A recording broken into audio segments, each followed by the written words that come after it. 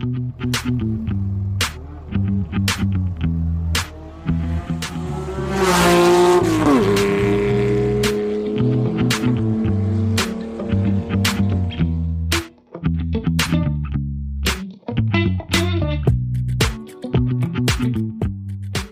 back to Road to Redline.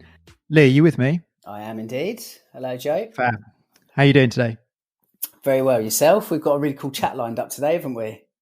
We do indeed. We are going to have a little chat with somebody from Guntherwerks. Have you come across them much in your professional history? Yeah, so for the last couple of years, Guntherwerks have arrived on the scene, really. We featured their solar red car in Total 911 magazine.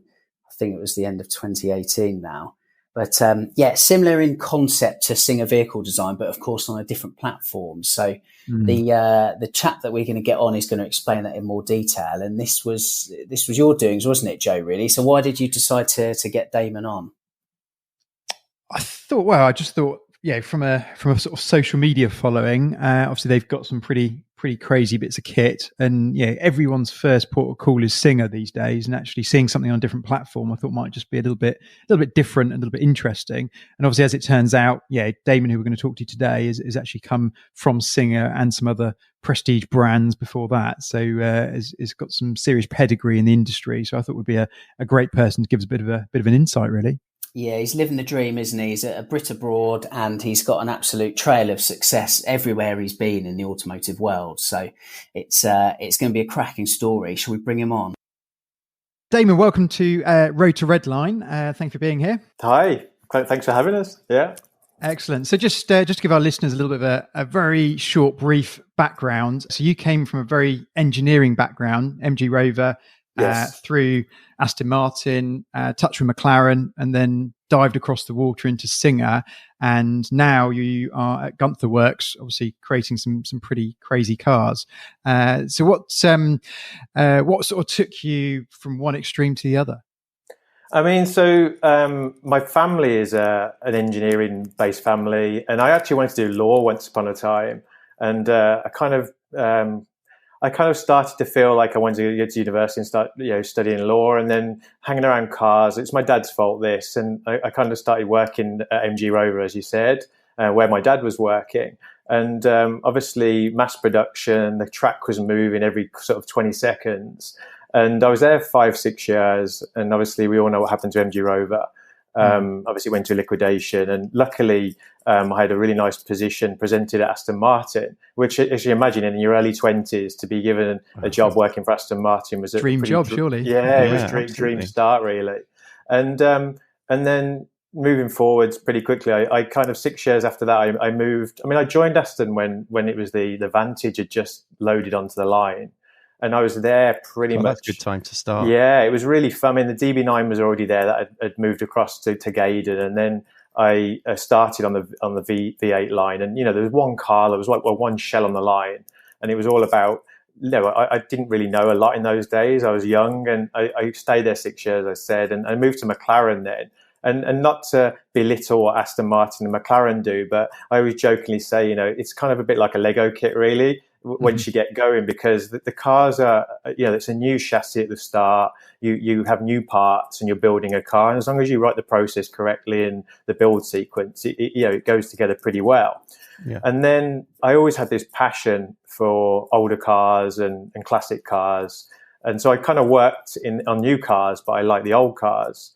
And I was presented with this opportunity then to join Singer vehicle design. And obviously a dream. I mean, I want to tell you a story actually about when I was 4 years old. I wrote a poem about a 911 turbo. And the quest from the teacher was, can everybody write a poem on if money was no object, what would you buy? And, people were writing private jets and islands in the middle of the nowhere on their own. And I was like, hey, I want a 911 turbo, a black one. And I think it was it would have been, I was kind of trying to calculate what that would have been. I think it was a 930 turbo in those days. Yeah. And I drew it and I wrote a nice poem. My mum's still got the poem actually. And, so many years later, 30 odd, or even more, I won't tell you my age, but I kind of joined Los Angeles where I was with Singer, and I actually bought a 911, which was actually a 991. and it was black. So it wasn't a 930 turbo, but I managed to kind of, 37 years later, managed to get what I wanted, and sold it pretty quickly, to be fair. And but I joined Singer, and I really started to get in. I was now working for a company that was building cars, based on the late 80s, early 90s. But it was a very different game. We'd gone from this, like, jokes about the Lego kit to now we're restoring a car which was nearly 30 years old, and it's a very different game. And it was very hard work, but very rewarding as well. And since then, now I've flipped from mass production to bespoke. Volumes at Aston and McLaren much smaller, but very bespoke builds. And now working on something completely different. And now I enjoy this more than anything. That's an amazing quick stop tour of that. Is it possible to go back to sort of MG Rover and that sort of thing? Yes. What sort of car were being made at that time when you were there? So when I joined, you can imagine I was an early 20s kind of guy. The MGs are just about starting. So we're not talking like the old Rover 400s now. It was like all the bright coloured. I think it was the trophy blues and the yellow one, the MGTF. It was all that kind of era. So I really enjoyed it. And fortunately for me, I actually ordered a ZS 180 as a company car, and it closed down before I managed to take delivery of it.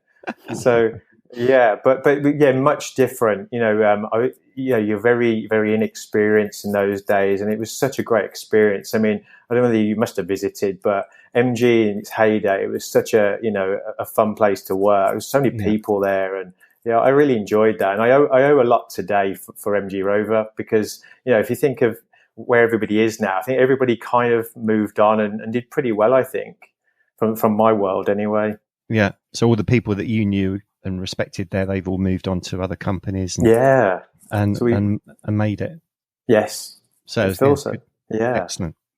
It's funny how people's paths cross, isn't it? I mean, we touched on it by email about the Total 911 awards ceremony and the chances of that. I mean that was Lee. You probably know. How was it? 6-7 years ago now? When was that? Can you remember? It was 2015. That was at Hexagon in London. Hexagon, yeah, that's it. I mean, I think it was funny enough. I was saying to you on the email, my profile picture on Instagram, I think for about 3 or 4 years, was actually the photo taken in there with my tuxedo on. So how funny that our paths crossed 5 years later again. It goes to show it's a small world, isn't it? Like this Porsche thing that we're all involved in, for sure. It is.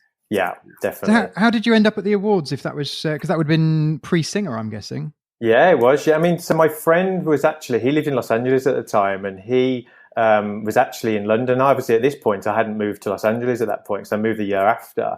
And he was like, "Hey, I'm in town. There's this event on at Hexagon, Total 911 Awards." So I was like, "Great." And he's like, "Bring a tuxedo." I think because he was in London, and obviously his tuxedo wasn't in London. I remember him turning up with not a tuxedo kind of thing, a tie and leather jacket or something, I think it was. And it was a great night. That was. I really enjoyed it. Can't believe it was 5 years ago though. That's the scary thing. Yes. But, very good. Your you touched on, Damon, the kind of Porsche link from yourself as a child then, but as you've kind of grown up, I assume then that kind of an admiration for Stuttgart sports cars has always kind of stayed in your mind, like even though you've been at Aston Martin and then McLaren? Yeah, I mean, the thing for me was, going back to the days of when I was writing that poem when I was 4 or 5 years old, I remember my English teacher had a 944 Turbo, a brand new one, and it was a Guards Red, and she used to drive in every morning. And, imagine being a kid that age, seeing that car every day. And it kind of was the only car in that car park I looked at. And then working through my year, I'm a big Porsche enthusiast and relatively, reasonably well known in the Porsche world these days, probably because of Singer and Guntherwerks primarily.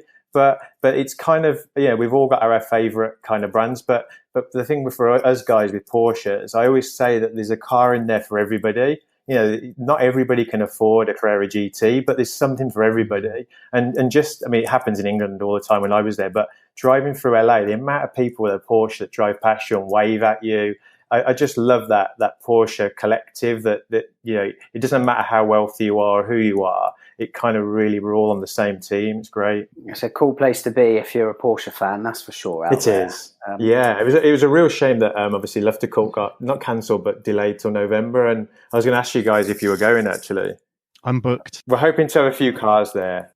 Oh, really? Excellent. Yeah, Damon, if you can, because the move to the US, I mean, that is huge, and to work for Singer vehicle design at any stage in one's career is awesome.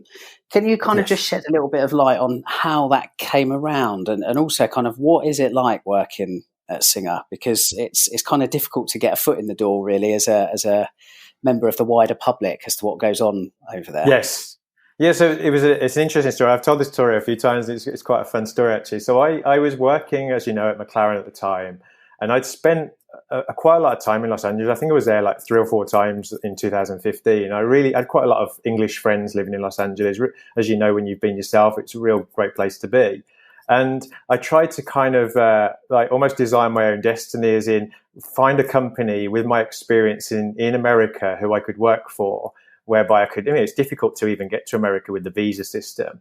And I happened to be around the swimming pool in Beverly Hills with the person that I actually visited Hexagon for the award ceremony with. And I was like, God, maybe I could get a job at Tesla. And back in those days, and this is a really embarrassing story to tell now, but I was like, Tesla, maybe I could live in Los Angeles and just drive to Tesla every day. And he was like, Damon, Tesla's in San Francisco, it's kind of Auto, right? It'd be like a 10-hour commute every day. I was like, okay, that wouldn't work then. And, I had conversations with Tesla at the time. And you can imagine 2015, where they were then. And I was like, well, that's not going to work. So I kind of started thinking, where could I go? And he said, why don't you get a job for Singer vehicle design? And weirdly, I can't remember the years now, but before this conversation, I'd spent some time on the lawn at Goodwood, the Festival of Speed, and I'd sat in their Montreal commission, if you remember that one, which was the grey one with the brown interior, and kind of like waxed lyrical about the car, like loved it, licking the windows and all sorts, and then it ended up at this studio down the road from in London, and I kind of, it was almost like the UK launch of the Singer, and I kind of sat in the car, actually got to physically sit in it at this point, and it was great, and kind of left that with a massive appreciation for the brand and whether Chris Harris was there, etc. It was a good event. And then kind of like left them to it. And then obviously moving forward to the time when I was sat around the swimming pool, he said, why didn't you work for Singer vehicle design? And I kind of cast my mind back to those 2 experiences. And I was like, they're in Los Angeles. They're all English, aren't they? I thought the brand was English. And he said, no, they're deep in the valley in Los Angeles. You need to send him a message. So I jumped on my phone and sent an email to the contact email on their website, and got an immediate response from one of my future colleagues, who was the engineering manager at the time. And he said, can you come in on Monday? And I was like, right place at the right time. And I was like, no, I can't. I'm flying like this evening back to England, unfortunately. And then I kind of naughty story, but I kind of told everyone at McLaren I was going back to LA for a wedding. actually kind of offered my services for a week at Singer vehicle design, where I literally wanted to just not only visit it, because they said most people don't get to visit, but just to understand it, see how I could help, and whether I was the right fit and the right personality for that kind of organization. Because as you said before, this is a restoration and very different to what I was used to. But the how I pitched it to them was that this company was doing great things, but they needed to layer some process in, whereby they could grow volume. And these things take a long time to build. And as you know, restoration, you're restoring old parts here. And these customers are used to walking into Porsche, buying a 918 and it popping up at the end of the line in 6 months or whatever. These cars were like quoted. I mean, when I joined there, I think the quote was 3-year waiting list. Sure. And that's a long time to wait. I mean, by the time I got to the end of the 3 years, I'd want to change my spec. So my plan was to get in there, layer in process, organize the place, increase quality, of course, but at the same time, do it in a way where it didn't lose its spirit and its personality. So when I worked at McLaren, I loved the place. I loved how organized it was, but I didn't like how sterile it felt. So a lot of people jokingly say it's like going to a hospital, but it really is. And it looks clean, and it working in a clean place is a nice place to be. But at the same time, you need a personality. So I was very pushy at Singer to agree with the fact that I like the people turning up with their dreadlocks and their tattoos out, wearing their personalities kind of as their clothes. Rather, we had T-shirts, but I like people coming in and be unique. And I think that's what gave it its vibe. And I remember when Top Gear came in to do a shoot, and they almost complained. I'd been there like 6 months at the time. They almost complained like the leaves had gone and the half-drank Coke cans weren't on the floor anymore. And it kind of like, but I started to tidy the place up, and hopefully they were pleased with how I moved them forwards a little bit more. How many people are on the floor at Singer roughly to put a car together? I'm not sure now, but the team at the time was kind of 20 odd people, I'd say. Oh, it's almost family size. Then everybody knows everybody. It was, and that was different at McLaren, where you never really got to meet everybody. Like you'd always see someone walk past, going, "What do they do and who are they?" Yeah, you knew everyone. You knew their names. They knew what their wives' names or their husbands' names were, and it was very, very family-like, very, very almost like cottage industry. But I enjoyed that. Yeah, it's nice place to be. Sort of going to your personal garage, yes. You talked about the 991 earlier. Yes. And I remember that you've had a GT4. Yeah. What else is in the garage at the moment? I mean, it's a funny... Why did you go for those? I mean, for me, I'm very, very passionate about that GT4. Like, I bought it. Obviously, we all want to be in a 911. And I bought the GT4. I drove one of them. And I was like, God, this is a great car. And the thing I don't know whether you guys have driven one, but the thing I really liked about the 981 GT4 was, from an ergonomic perspective, it really felt like a nice place to be inside that car. And I always called it the driver's car, because it felt like, you're in charge, you make a mistake, it's kind of your mistake. But it was quite forgiving of a car. And someone once told me the GT4 will really grow you up as a driver, because it wasn't too fast that you would make a really bad mistake, and it wasn't too slow that you would not enjoy it. And so and you've seen the roads here, the canyons, like that car performed so well in the canyons here. Yeah. And the noise and everything about the car. And I spent a lot of time doing things to my own cars, and in a kind of like in a way that didn't lose the look of the car. I mean, I don't know if you ever saw my GT4, and you may have seen it on Instagram, but it was always kind of considered like the best looking GT4 on the road, which is I was really, really humbled to hear. But I spent a lot of time making it handle correctly, look good, and I was reluctant to sell it. But at the time, I'm good friends with Porsche, and they were telling me that the 718 GT4 was coming. There was even a rumor of a GT4 RS in the future, as you know. And I was like, right, maybe it's time to get out of this car now. And there's too many of them out there for it to be really collectible. And I was like, if I get out now, I'm not going to lose any money. And cars, you're very lucky if you make money on cars, as you know. And I didn't lose any money on this car. I actually made money. And I actually sold everything that I'd done to it, like the BBSs, everything else. So I got out on that car. Yeah. They looked all. I mean, the 88's a fantastic wheel. And I got out at the right time. I put the money in the bank. And now, I talked to you when I spoke before about what am I trying to look for now. And I've really got into this classic world now, where I really want to do work on, like, I nearly bought a 911 SC recently, a chiffon white, and the deal never happened. And it was a clean car with enough work in there for me to get my hands dirty at the weekend. But then I spent some time at Rod Emery's open house recently, and spoke to his son, and Pat Long had his 911T aubergine one there. And the pictures are on my Instagram if you have a look. But I really, really like the look of those, the 911T, and now it's a case of which one's going to present itself first. Yeah. So that kind of feels like the next project, and I'm still good friends with McLaren. I still get to go fast. I still get to borrow, fast cars, 720Ss, etc. when they're not on fire, and so I get to go fast. I get to enjoy that, and then I like the classic stuff now. Yeah, so, I think we sort of try and portray or try and push the sort of the older stuff that's more the sort of 200 to 300 horsepower. Yes. It's more than enough to have fun on the public road. You don't really need much more than that. You don't. So, yeah.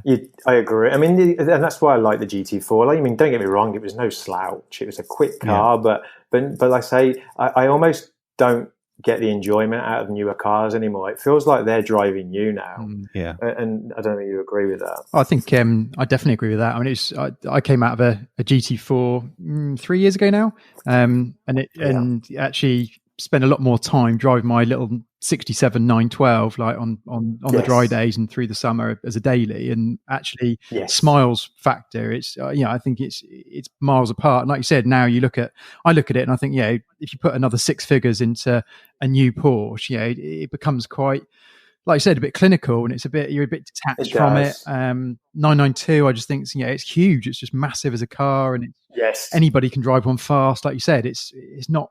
I don't know. It doesn't have the same spirit as like if you wind the clock back a bit. No, and the price of them as well. I mean, God, I know it's like over there, but I hear Porsche dealers. I'm friends with quite a lot of Porsche dealers, and they're always forever sending me various cars. Like they'll send me a Guards Red 991 Speedster and say, "Hey, you can have this. It's $75,000 over the asking price." I'm like, who would pay that?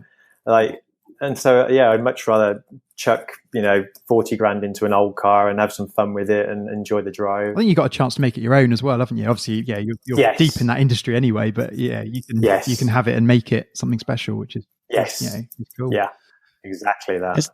It sounds like you're quite hands-on, Damon. You kind of like getting in there and getting. I mean, the only unfortunate thing with becoming more senior in your career, which isn't a bad thing to progress your career, of course, but I started life kind of doing everything myself because even at home you can't afford to pay people to do things, so you have to kind of learn to do it yourself. But as your career progresses, you're like, hey, it becomes almost a delegation process where unfortunately I don't get to work on the cars. Even at Guntherwerks now, I have a really great team, a really experienced team that I can trust 100%. On the cars, and sometimes I always get in my head in the engine bay because I kind of miss it, and I mean I'm all right. I can work around a car. I can't do everything. I wouldn't trust myself to do everything, but I can do a lot of things myself, which is good. Excellent. This I haven't seen a 993 in the lineup. Is that in the wings? No, so this is I thought you might ask this. So when I was obviously at the previous company, I think I must have built over 80 of those things. Seeing them all day, every day, you kind of start to not become almost like complacent with that model, but you almost you start to like it because a lot of people, as you know, see the 964 previously as not the prettiest 911. And I think Singer did an awfully good job with making not only the prices go up, but also making them become desirable.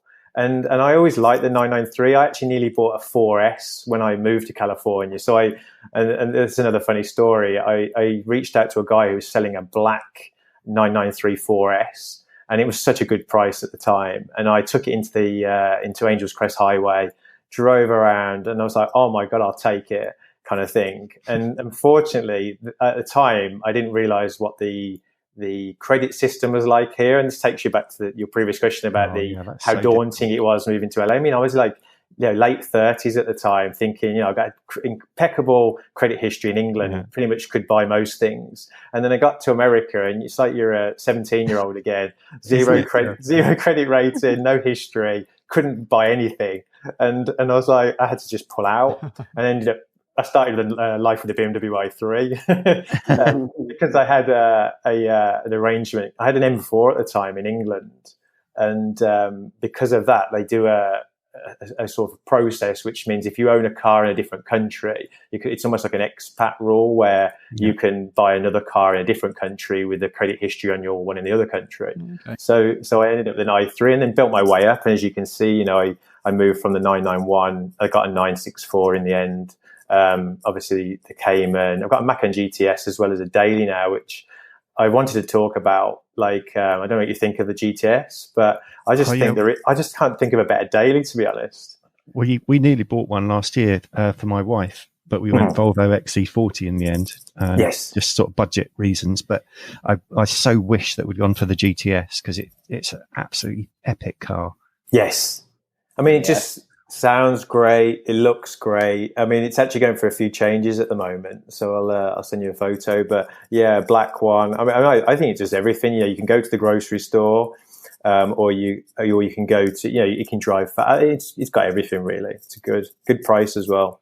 Yeah, it's good. What I like about the Macan GTS is the diesel Macan. I just think that's not a particularly good car at all. But the GTS is so much better, and it just kind of feels like a 911 that's jacked up a little bit, really. And you can really you can wing it round these corners, especially over here. I think with the GTS, though, seat option is crucial. I borrowed one for the day, and it was a really well-spec GTS, but it had the Bogo seats. Yes. And as I say, you're hammering around these country roads, and you're basically just sloshing around the interior. There's no sort of natural hold at all. And it's amazing, really, how many people kind of overlook, even at Porsche dealerships, overlook the importance of a good seat choice in there. Oh, for sure. I actually entertained the idea. I mean, they're expensive. I entertained the idea of putting the 981 bucket seats, the carbon ones, in the Macan. But I mean, if the car's worth, I don't know how much the car's worth these days, but to put $20,000 worth of seats in might not be the best thing to do. I don't think anyone's done that yet. Yeah, that's a commitment to lateral hold for sure. Yeah. Awesome. That's brilliant. I'm curious to go just to flip back to kind of your history between the different brands you've been at. I mean, is there sort of a culture crossover from sort of Singer to Gunther, and is obviously you said it's very clinical before at McLaren and things, but I'm really curious about when you touched on the culture and how important that is to make the end product. Is there a bit of a crossover from sort of Singer to Gunther, or are they very different places to be? I think obviously it's a very different car, but the same industry is there, isn't it? So I really, really like this sort of industry now. And as I say, I loved Aston, I love McLaren, but very organized. So Aston Martin had, it was owned by Ford at the time, the PAG group, if you remember. Yeah. And it laid in some amazing process, but it was very, very regimental, which isn't a bad thing.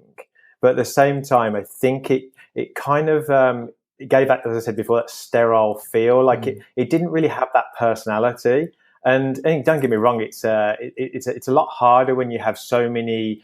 I call them the artisans. So imagine if you throw a bunch of artisans that are all fantastic in their own fields of work. A fabricator, guy who builds the cars, the interior trimmer. You throw all those artisans in there, all highly strung individuals into a building. It's a impressive place to be, but it's very difficult as well, especially when you try and layer in some process. Whilst with that regimented feel in England, working for McLaren, it was like, the Ron Dennis days. This is how you're going to do it, guys. And we got cars out, but it probably wasn't as enjoyable from what I remember, because it was just going through the motions of just bringing another car out. And I mean, I said this was one of the reasons I actually left McLaren in the end. I actually weirdly got bored. And this was a time where I was surrounded by P1 GTRs. Look from my desk and there's 12 P1 GTRs in front of me. Most people would be like, what the hell did you leave for? And I was like, because to me, it's like, you do become complacent because you're going through the same process. You get someone draws what a car should look like. Then you'll work through your virtual build. It'll become feasible on paper financially. You'll build a prototype. You'll start building the process and the build sequence. Then you'll build the physical prototype with the guys, start the training. And if you do that, I did a lot of models. I was there from the 650S all the way up to the 720S was the last car I did for McLaren. So I bodied that car in Romania. And then that car got delivered back to McLaren in Woking. And then I kind of left after that. And then I actually went to the 720S launch in Hollywood, in Los Angeles, to see the fruits of all the work. But then, as I say, you deliver that many cars to the same process, it almost becomes weirdly. I mean, I've jokingly, I shouldn't say this, but I've jokingly said it's really like a car with 2 doors and 4 wheels in the end for me. I've delivered so many projects for McLaren under the same process, while Singers and Guntherwerks and anyone doing something similar, it's a lot more rewarding, I feel, that each car is considered its own project. They all have their own name for starters. The process of building a car for that period of time, in and out with a customer every couple of days, sending him pictures of his gold-plated calipers, and it becomes such a nice process that you become friends with these customers eventually because you speak to them so often. And it's hard work, and the reward. It's like I always say, every delivery of every restored Porsche, it's like a battle that you've won at the end and delivered this beautiful project to a customer, and you see his smiley face at the end, or her face, and it really is different. So That's great. like, it's hard to explain. It really is. Does it almost become I can understand that. service based rather than product based, if that makes sense? You're guiding the client through the restoration process as a. Yeah, I mean, for me, you have to. I mean, this is something I learned a lot from the last two companies, is that you need to manage expectations. So I said, a lot of these people, these guys, these aren't cheap cars. These guys haven't just got one car as well. They have a huge collection, some of them, and they're used to these cars being delivered pretty fast by OEMs. So when you get a customer and say, "Hey, I want this Guntherwerks. I want it to be yellow, and I want this color seats," then you have to start to explain to them exactly what their car is going to go through. And it's very, very important that you keep them in touch with every part of the process, because they don't just go together easily, these things. I mean, you're taking a car that's a mid-90s car. You're 25 years old. This car's had a life before you get it. And I've had cars arrive to me that they look beautiful, like very well looked after cars. And when you take them apart, you can put your arm through the side of them because they're just rust buckets and it looks like they've lived in a lake half their life. And then you have to say, "Hey, thanks for the donor car, guys, but I now need to repair it," which obviously has an onset to all the cars behind it as well then. So it's very important that you get delivered a good donor car by the customer. So, we've put processes in place that ensure that if the owner of the donor car can't assess his car himself, he can take it to a local garage and say, "Hey, is my car worthy of being entered into the Guntherwerks restoration process?" It's a very difficult process. Do you have to guide some customers away from bad specification decisions?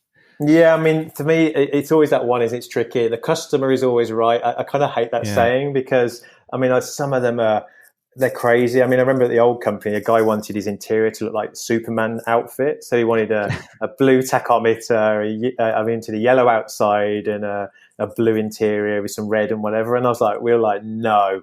Like, I think it would look better if it looked like this kind of thing. But you kind of have to kind of look after the brand in some ways, don't you? Oh, for sure. It can't be too outrageous because it just looks I mean, the minute the car gets launched, I mean, Instagram's the biggest place at the moment where, if you launch a new model on there, the amount of abuse that you would physically get if the car just didn't look great. I mean, there's some, you have to try and kind of direct the customer in a different direction if possible. But the thing is, a lot of these customers, they've seen what's already been delivered and they're quite trusting of us. I mean, even with my own personal cars, people always like what I kind of do to them. So I think, thankfully, they trust me to help guide them. And I'm working with a customer at the moment on a really nice spec, which actually was meant to be getting delivered for the Quail, and he's been really, really nice to me. As in, he's we're working together very closely to create a really nice spec here. So that's what makes it a really enjoyable process. And then to see it physically become a car as well is even more rewarding. Damon, we're super excited to talk in good detail about Guntherwerks shortly. I have just got one more question regarding Singer vehicle design. Yes.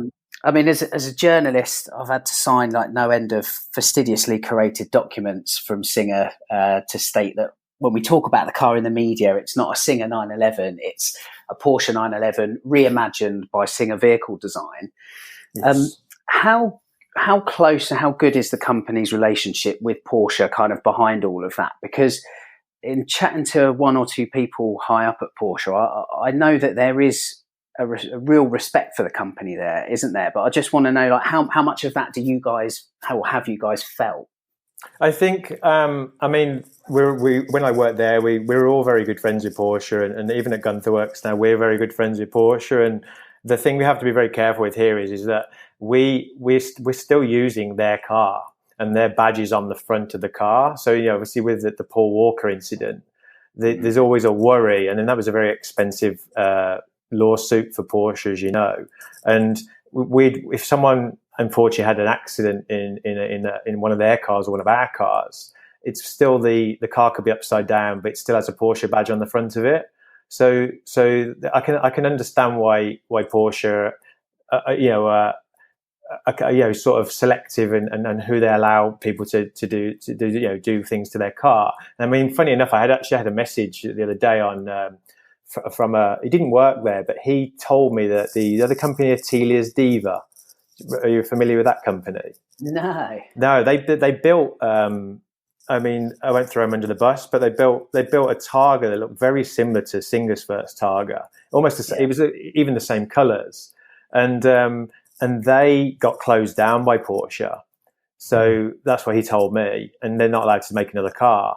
So I think the other thing Porsche has to look at is Singer and Guntherwerks are very like cars in the marketplace, and it can't be doing a bad thing for Porsche to be splattered all over Instagram with these great builds. It's kind of free advertising for them. But I think they just have to be very careful. I mean, you legally have to go into a contract with them whereby you tell them what you're going to do, how you're going to present the Porsche badge. We were only allowed to put Guntherwerks' name in certain various places on the car, so it's strict rules. But they're very. It's worked out well for us for both companies. I mean, what an absolute kind of boost to your confidence as a company and the ethics behind what you do when you've got a manufacturer with the reputation of Porsche, yes. Essentially, inadvertently backing you by, allowing you to use their brand, isn't it? I suppose that's it. Sorry, Damo. We had our latest issue at Total 911. We did like Porsche icons of the 21st century, and one of which was Andreas Preuninger. And we had a really nice email from him who said that obviously he was in there, he was actually number one, but he was also incredibly pleased to see the recognition that Rob Dickinson deserves. Yes. And that's his own words in being in there. And again, I just think that kind of shows that, I mean, what outstanding backing, quite literally, from somebody who himself makes absolutely outstanding cars at Porsche. That's right. Yeah, fair play to everyone in that top 10. I mean, it's very good. I mean, you said about this story about, that on the day I drove to Pecla, Porsche Experience Centre LA, we were invited actually to park the green car in like the feature line of the cars right outside the front door. And that was nice. I mean, I drove up to the event, and it was like, it's incredible, this event. It's at the actual Porsche Experience Centre, and there was like 4 miles of traffic with every Porsche you can imagine, waiting, engine running. The place stunk like a racetrack. It was great. And we got there, and I kind of like, hey, I'm going to turn up fashionably late. I'm going to rock up in this Oratium green Guntherwerks with gold wheels. Some people didn't know I joined at the time, and it was almost like an announcement that, oh my God, Damon's driving the Guntherwerks. But I got to the back of this line. I was like, geez, sitting there in this, rumbling away this 4 litre, thinking, I'm going to sit here for an hour trying to get in. So I kind of called them up at the front and said, hey, do I have to wait in this line? They said, no, wait, bring it down. So there we are, sport mode, all the way past all this 4 miles of traffic, straight in for the front door and into this really nice parking space right in the front of the event. And the crowds flocked, and I got an email on the Monday morning from Porsche Atlanta saying, "Brilliant, Damon, great to see you were one of the feature cars." And I thought that was really nice. I kind of saved that email. That's cool. Yeah. So it's great. It's great that they like. I mean, they like what we're doing as well. I mean, they're building fantastic cars, but they're probably not having as much fun as we are, I don't think.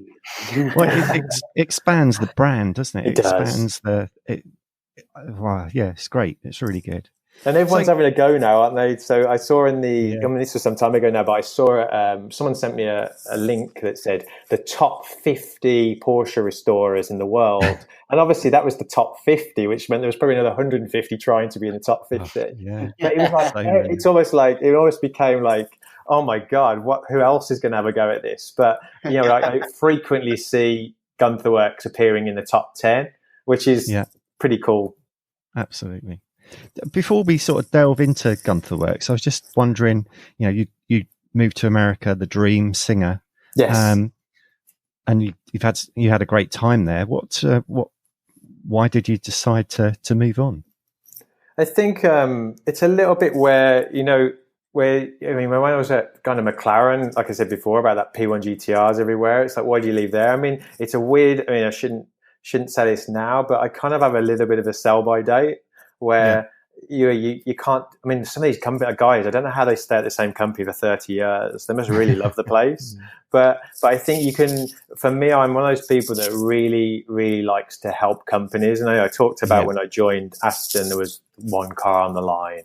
And when I joined McLaren, there was only really one car on the line. And when I joined Singer, there was no DLS, of course. So I like to grow companies. I like to use my experience. 20 years is not a bad lot of experience, and I feel like you get so far where you help someone as far as you can. Now, when I always used to get up every morning in the shower, and I have very long showers, like I get told off, but I can spend 30 minutes in a shower, but really that's where I do my most work every day. Because I even take a notebook and a pen to the shower, and I have one at the side of my bed as well, because I wake up in the middle of the night sometimes with an idea or something I can't forget. And these long showers, every morning I'm like, God, why is this shower so long? Because I've just got so much on my mind, the running water, the ideas flow. I started, when the showers start getting shorter and I'm writing less down, I feel like, maybe I've done as much as I can for the company at that time, whether it be the amount of investment they have, or maybe they don't want to go the next step or they're not ready for the next step. And maybe I am. And I love a challenge as well. When I was presented, I know we'll get into Guntherwerks in a minute, but when I was presented with the idea of, Damon, we can be in a big building with all processes under one roof. I mean, this is like a dream for me. I mean, even McLaren was under one roof, but it was very, very inefficient, believe it or not, on the basis that, sub-assemblies was on the lower floor, the basement. The main line was the floor above. There was only 2 lifts. The lifts were bespoke. If one lift broke down, someone had to make a new part. It wasn't as efficient as you could imagine. So to be presented with, hey, Damon, we're getting this 24,000 square foot building in Huntington Beach. It's going to have every process under one roof, except for the engine. Do you think you can come and help me get organized and layer some process in and get moving? I was like, wow, let's do it. That sounds good. Yeah, absolutely. Yeah. So before we dive into Guntherwerks, I was wondering if you were a layman that didn't know anything about Guntherwerks. Yes. How would you, what would you say the car is like to somebody that doesn't follow the brand at the moment? Yes. So obviously, I don't know to say we don't know how many of our listeners know what a Guntherwerks is. So this is a 993, which is the last air-cooled 911. 95 car we try and use. We take the 95. Well, at the moment it's things like smog. We've got different rules and things over here, and it's kind of if you imagine the run of a car.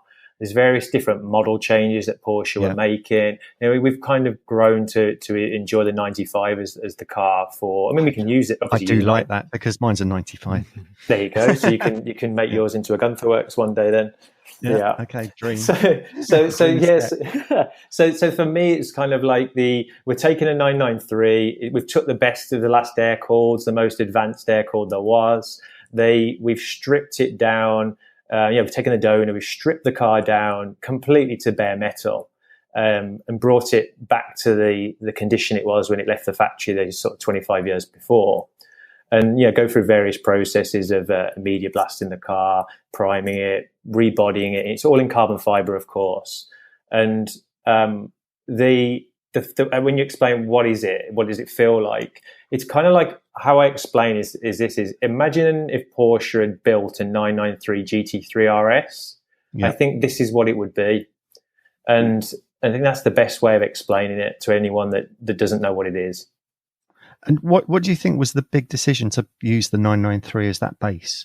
I mean, when I was at the previous company, we used a 964, of course. Which the reason why they used that car was the technology had moved forward. You know, if we'd gone with a couple of their first cars, of course, were G bodies, and then they moved forward to the 964 platform.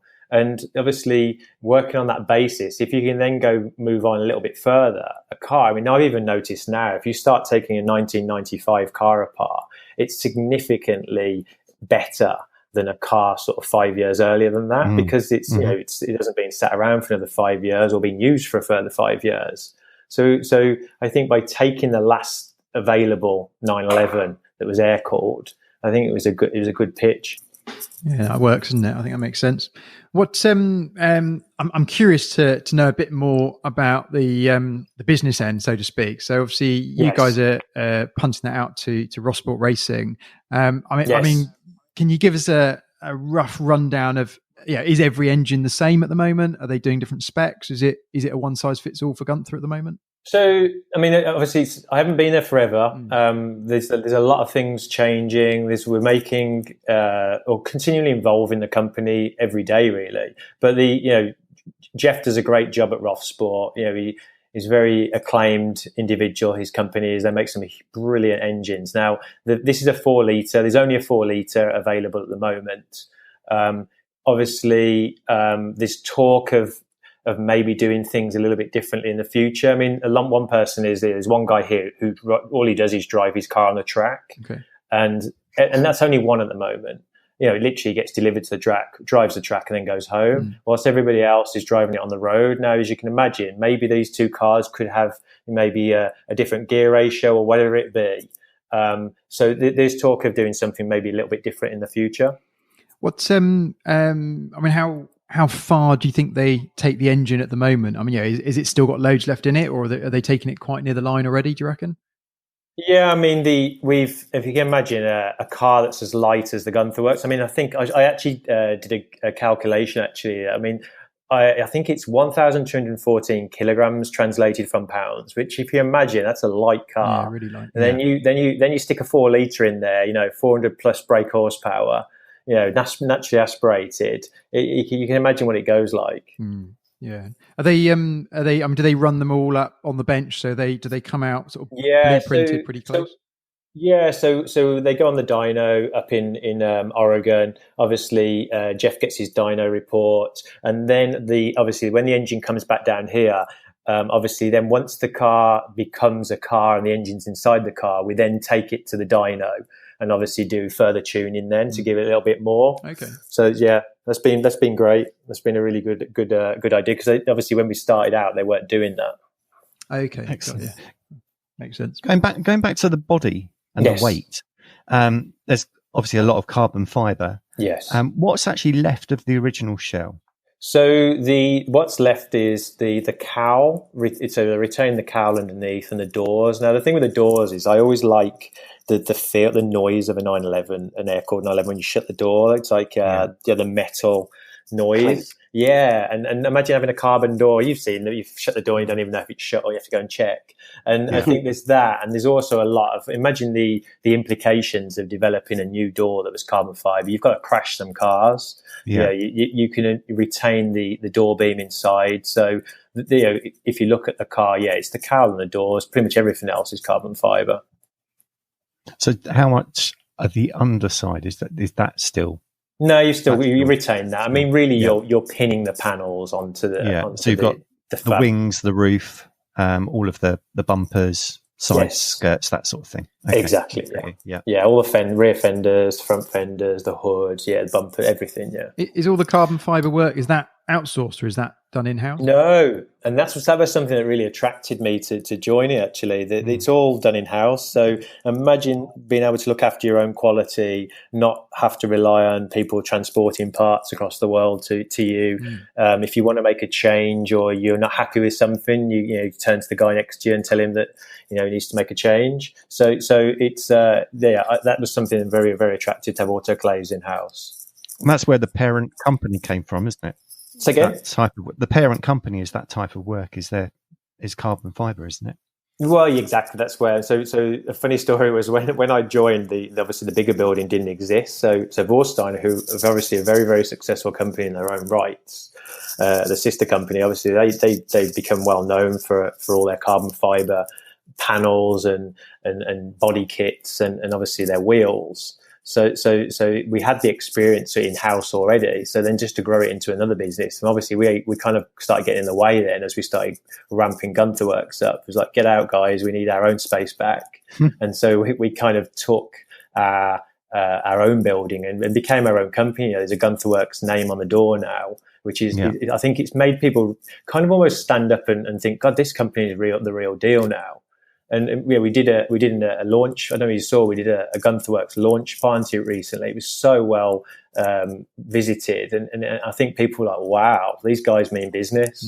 So yeah, definitely good. Yeah, that looks pretty. It's so refreshing. I think that's what I like about Guntherwerks, the whole concept of the project, because as we know, Singer changed the landscape substantially and in such a positive way with the 964 and.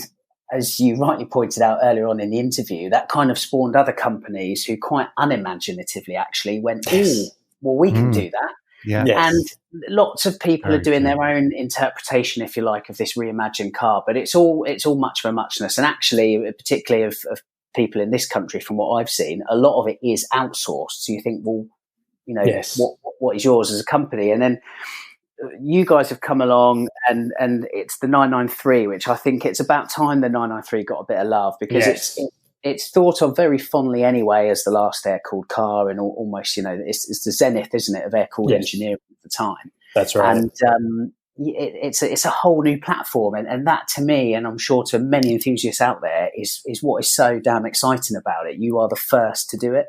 Yes. Thank you. I think as well, like you said, I think a lot of these cars that are trying to or aspiring to be one of us, they are. I always joke, say they're a bit of like a Renline catalogue, where they kind of, what can you buy online and throw onto a car to make it look a little bit different. Whilst one thing I really liked about Guntherwerks was that if you look at the interior, it's very bespoke. So sort of they try their best to like turn every stone to like how could we make that look better. And we even went through something the other day. We're doing people have done Hoyer clock mounts before, of course, on the dash, but it was like, hey, we're not just going to screw it on the dash, we're going to do a Guntherwerks mount. And even the machining it looks like you'll see it, but you'll see the personality in the shape, that it feels like a Guntherwerks shape.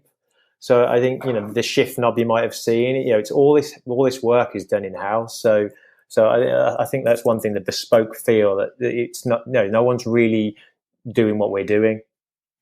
For sure. And again, as the guys have said earlier on as well, it's what separates some companies from others is when you can do things in-house. Not only are you in control of your own logistics, but you're also in control of your own quality as well. And that really is the benchmark. Yeah, I mean, these cars, if you think of the value of them, I can't afford one. And for me, if you're paying that sort of money, it needs to be significantly different and of very high quality. So yeah, I think that's what stands you aside from the other people, the pretenders. What is the cost of the Gunther? So I've done, as you say, I've done some. I knew you're going to ask these questions, so I did some conversions. So I actually was quite impressed actually, because it was $565,000 in dollars is a starting price, but that equates to £454,000 pounds. So that's the starting price. Of course, that when you look at the spec, a basic spec is still a very good car. Obviously, there's an options list, and you can go as crazy as you like. And we've seen some very big builds, but a standard car will still will turn some heads. How many have been built so far? So the thing I always answer this question like this. So in terms of the cars that have been built, there's only 25 of these cars. Yeah. And as it happens now, we have so many cars in various different stages that somebody asked me the same question the other day, and I said, if everybody completes their build and whatever else, we're close to filling that 25 cars now. And the thing for me, it's like, as much as I'm enjoying myself doing these, I kind of want to start moving on to the Speedster at some point. I don't know if you saw that that image. Looks amazing. But the great thing about that car is that I'm kind of just about getting through the very first ground up build on my own with my team. And a lot of the cars before we were finishing off, and I couldn't really put my name to them, unfortunately, because I wasn't here for them. But you'll see a Mexico blue car, which is kind of like the first car that I can put my name on, really, from the entirety of the build. But the good thing about the 993 Guntherwerks is that the underneath of the car, everything about it is going to be the same as a Speedster. So the amount of learning we're doing at the moment, and the amount of sequencing we're doing with the process, and that it's going to make the Speedster go together pretty easy, I would say.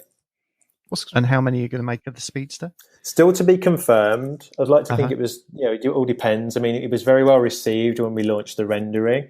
Maybe it'll be another 25. But I think the key here is that we have changed kind of the idea of what other people have done. And we've said, hey, we're not going to do 200 of these or whatever else. We're going to do 25. And each one's an individual project. We put a lot of love and blood, sweat and tears into these things. And there's 25 of them. And I'd like to think that because there's only 25 of them, I think, I'd like to hope that the secondhand market was nice to us.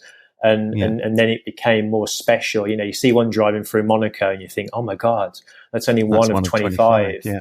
And I think that's where we're seeing this is going. So maybe the speed still be 25 as well. But still to be confirmed exactly how many. And there are other cars I can't tell you about, on the 993 platform, which, so as much as I said I enjoy doing these, it's kind of like, right, can we start working on that one now? Because, So do you think Guntherwerks is going to stay as the 993, the platform? So it's a good. I mean, they don't saw that teaser of the M3, the E30 M3. Now, if we can body cars in house with our own carbon fiber, we have all the skills in house to do it. We could, in theory, do an E30 M3, and big talks about doing it. But the problem with these sort of cars is how much is someone really going to pay for an E30 M3? Now, would you guys pay $454,000 for an M3? And you've got to pay back your tooling and all the development work and the design. Maybe you only do 5 or 10 of them. I don't know, but the option is there to move into. I mean, if you can build a Porsche, you can pretty much build something else as well. And there's only so many 993s types you can build. So I think there's definitely an aspiration to move into something different in the future. But at the moment, we're doing well in the 993 world, and we should probably stay where we are for now. So it's interesting about touching on other brands. Definitely, I think that's it's whether people stick to what they know or not, isn't it? So that's that'd definitely be interesting to see whether that does take or not. Yeah, I mean, I definitely. God, we're Porsche. We've got Porsche blood, haven't we? Now we kind of love to stay in the Porsche world, but we wouldn't probably join a different car model now. I think we've made 993 kind of our place. So if you've done so much work to develop a coupe, and then the Speedster is relatively easy to develop now based on the learning from the car before, it makes sense to. And there's a lot of 993 donors as well, of course. Yeah. The concept seems to be evolving, Damon. So can you touch on Guntherwerks Remastered, please? Yeah, so obviously at the moment we're renowned for doing the Guntherwerks Limited Edition car.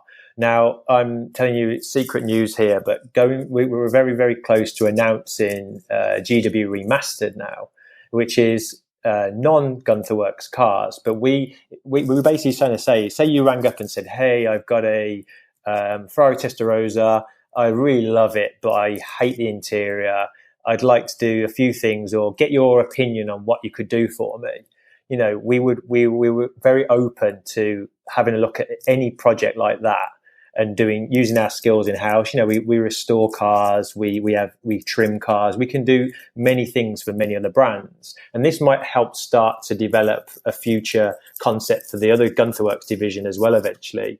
So I think this is really exciting. I mean, I guess predominantly there'll be the guys that can't afford a Guntherwerks, have a 993 that like to bring their car in and maybe have a new interior, but we said we wouldn't dilute the brand. So what we don't want is, we don't want to have a guy come in with a stock 993 and ask for the same interior as a Guntherwerks, and because otherwise that will have a detrimental effect on the Guntherwerks 25 as well.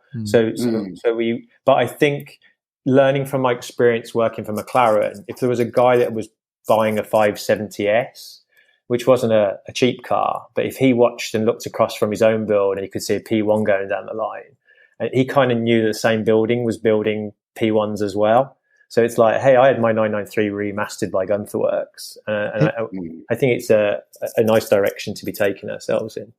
It kind of reminds me of how Roof operates. Yes. They create their own cars, but they definitely work on all this stuff, and they do everything across the board. Definitely seems to be work. That model definitely looks to work for sure. And we'll see how far we go with that.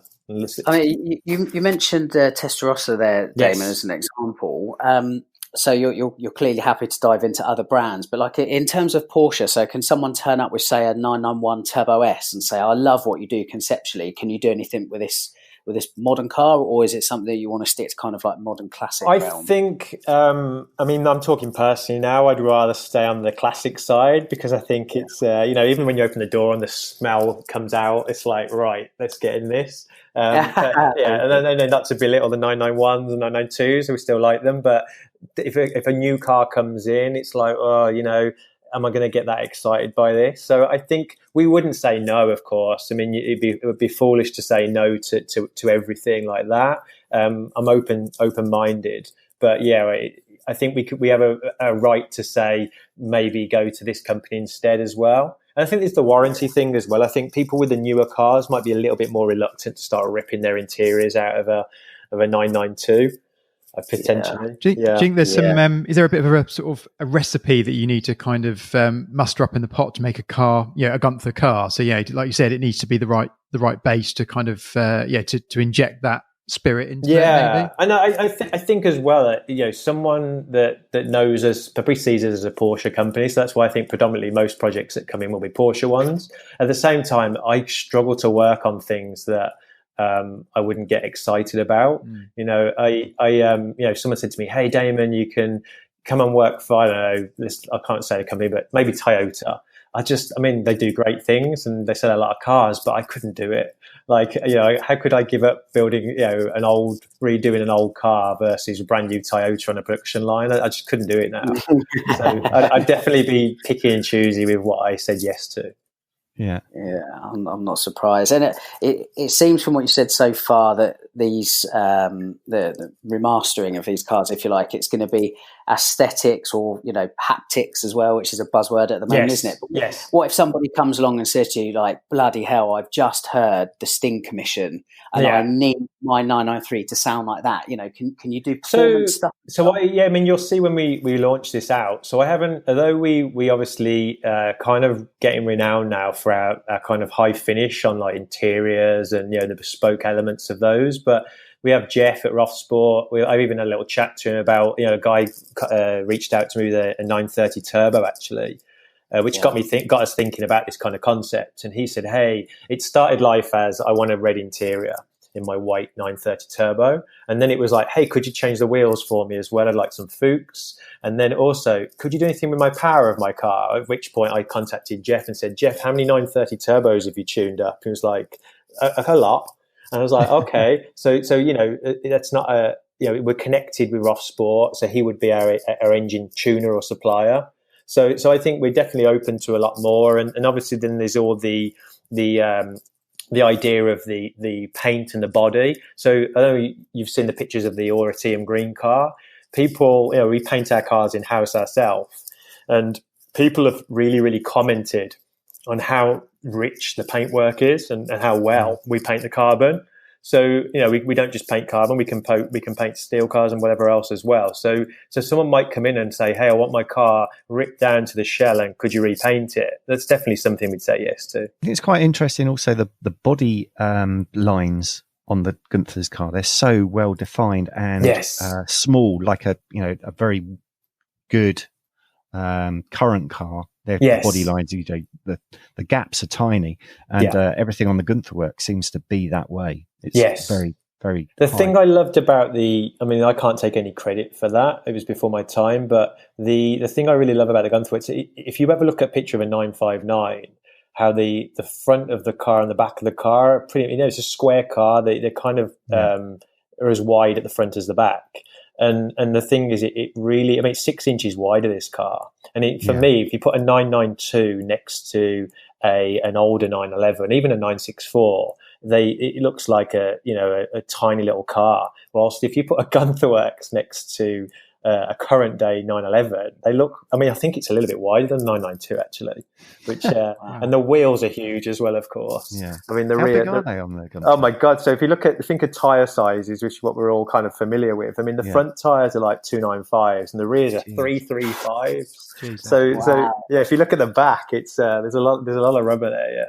Yeah, I've just got a picture in my head of the red car. I can't remember. You told me what colour that was. Solar red. Solar red, yes. And there's a picture of it on track when it was being tested by somebody. Yes. And I can just picture the rear tyre, the whole tyre, everything, all the tyres, just its tyre. It really is. Epic, look. Yeah. It's a funny one. Actually, I'm glad you talked about the track because I want to tell a quick story if I've got time to tell you how I kind of grew into understanding myself what the Guntherwerks was about.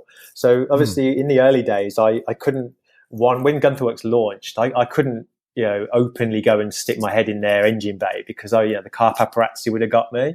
And so I had to look like I wasn't bothered. And, I kind of read a lot about them because at a price point, they were kind of a competitor to my last company. And so we were all interested to see, what it was and what it was about. And then I joined the company and I was told by Peter Nam, the owner, he said, Damon, I just want to tell you one thing. You're going to love this car. It's really like peeling off the layers of an onion, which I was like, I've never heard that context in terms of a car before. And I was like, okay, Peter, whatever. And then he really was right because, you start off life where someone hands you a $565,000 car.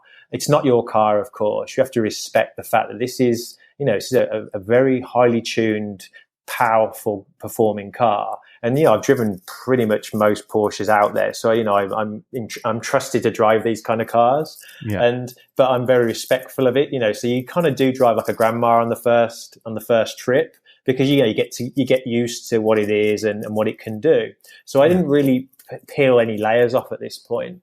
And then obviously I drove the car down to the Porsche Experience Centre, which was a 30-mile drive. And you're only on the freeway, but you start to learn a little bit more about the car, get a little bit more confident and start to peel off another layer. But the reason I wanted to tell you the story was we went to DRT in Miami earlier this year, which got a fantastic event. I'd never been before. And I'll give them a little plug here, but I was so excited to go and I just didn't want to get there and be disappointed. And I can't tell you how good it was. The Miami people, I've only been to Miami, very friendly people, the Porsche community. Everyone was in such high spirits, very well organized event. And I was asked I landed from LA. I picked the car up from a storage facility and we drove to Homestead, Miami racetrack.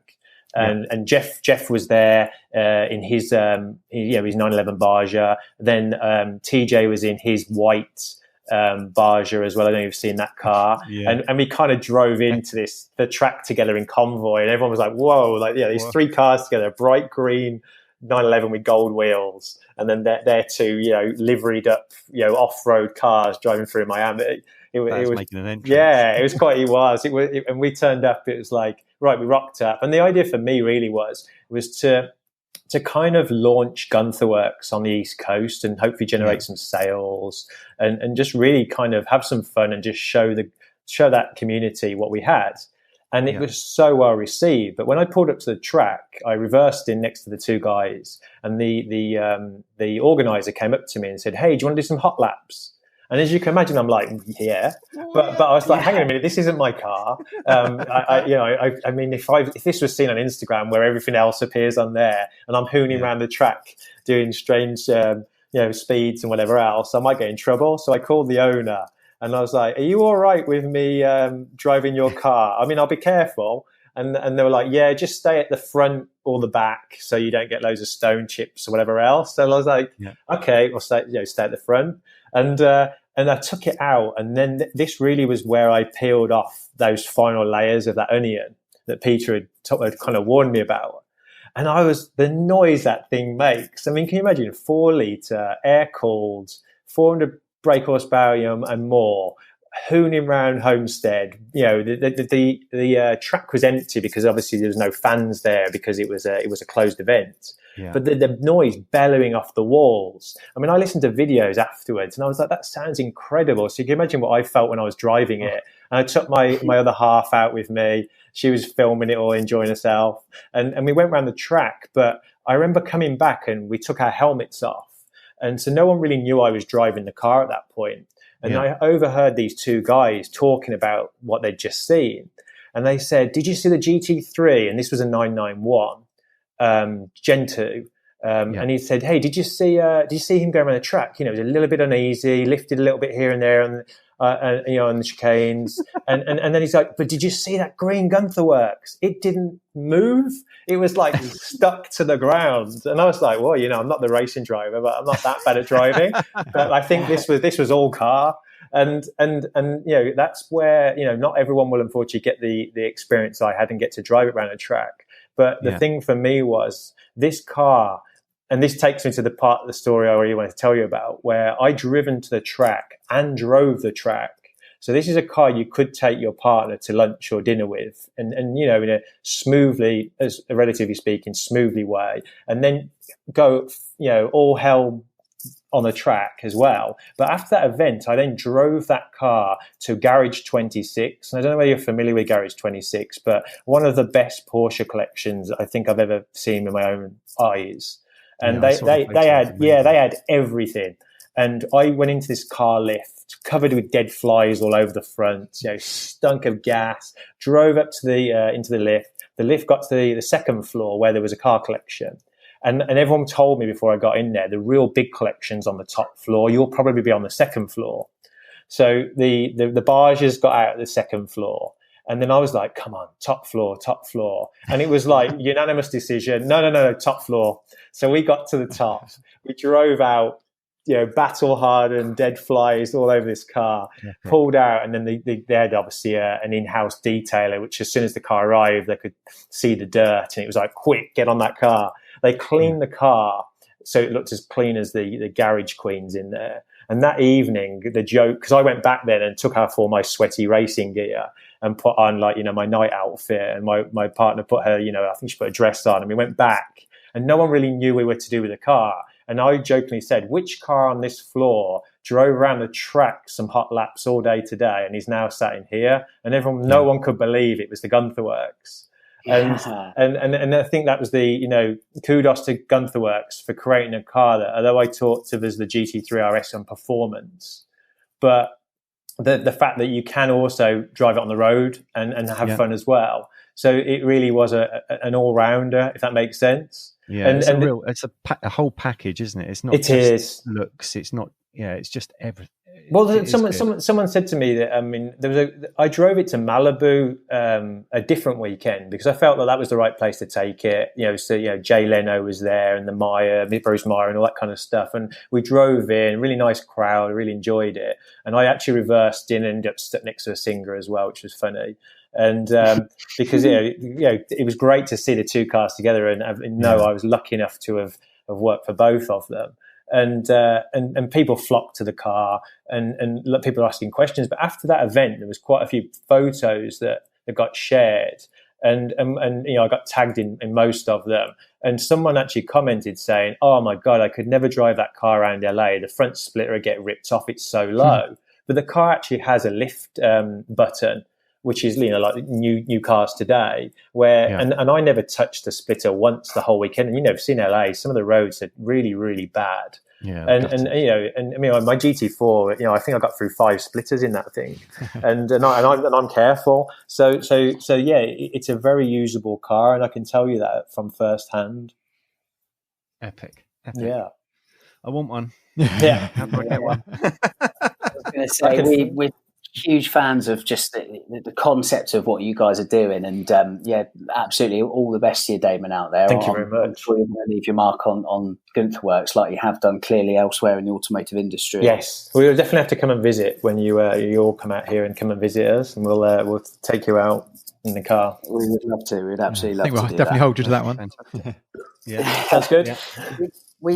We usually finish up by asking our guests the same 10 questions. Don't know if you're familiar with this. Yes. Yeah.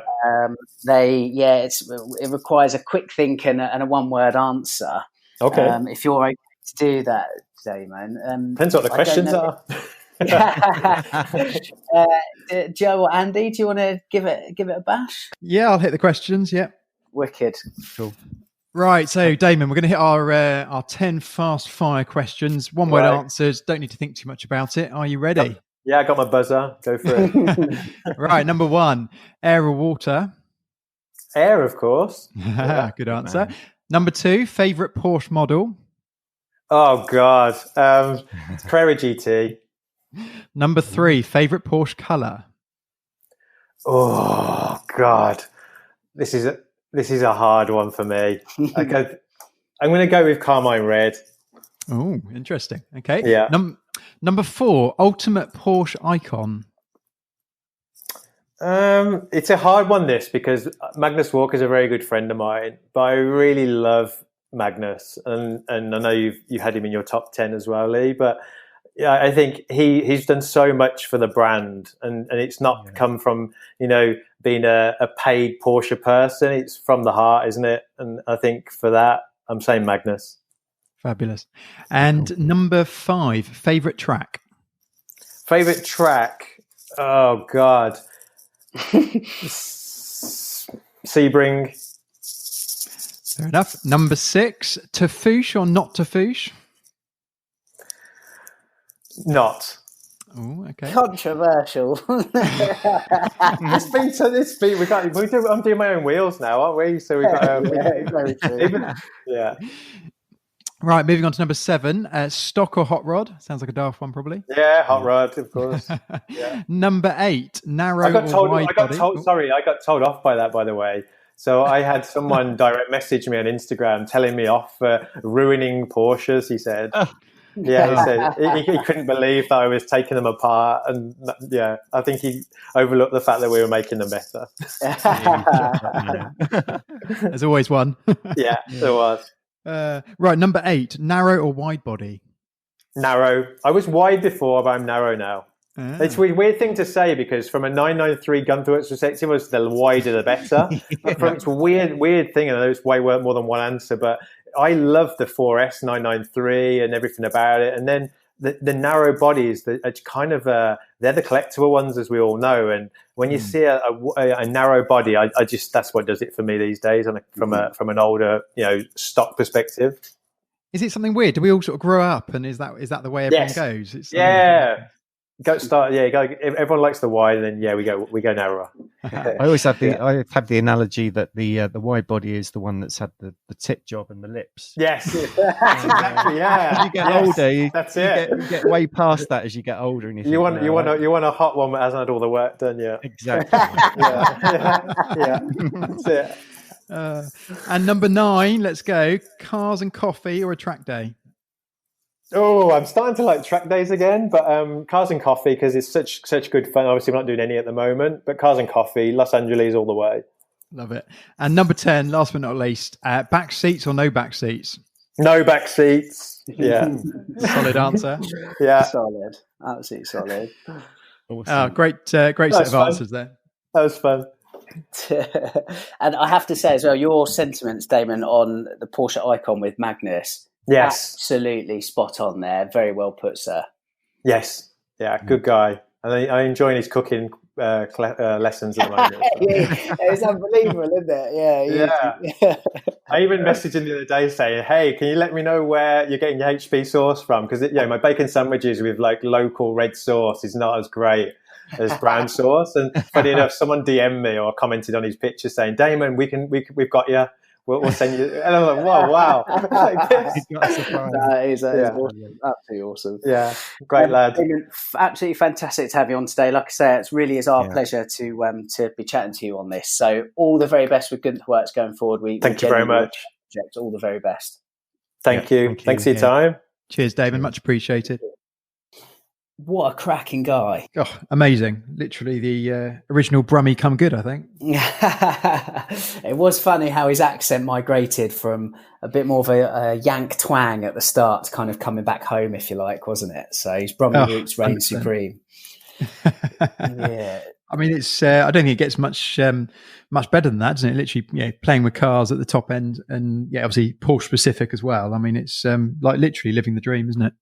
It's just so refreshing, as we kind of said to Damon in the interview, that everybody has been focusing on 964s with these reimaginations and custom backdates.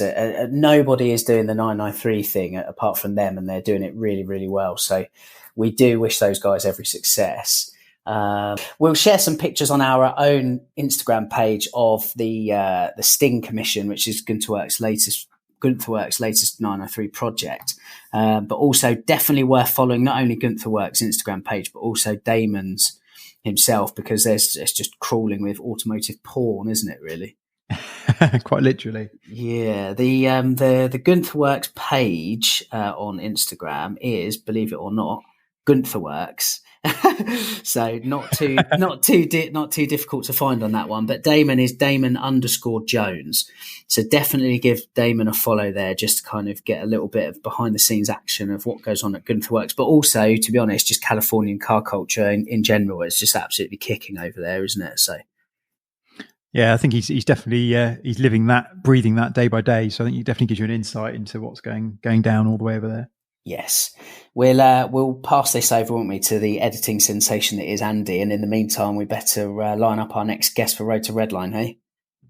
Yeah, let's get to it. Pucker job. See you soon, Joe. Thank you. See you, Lee.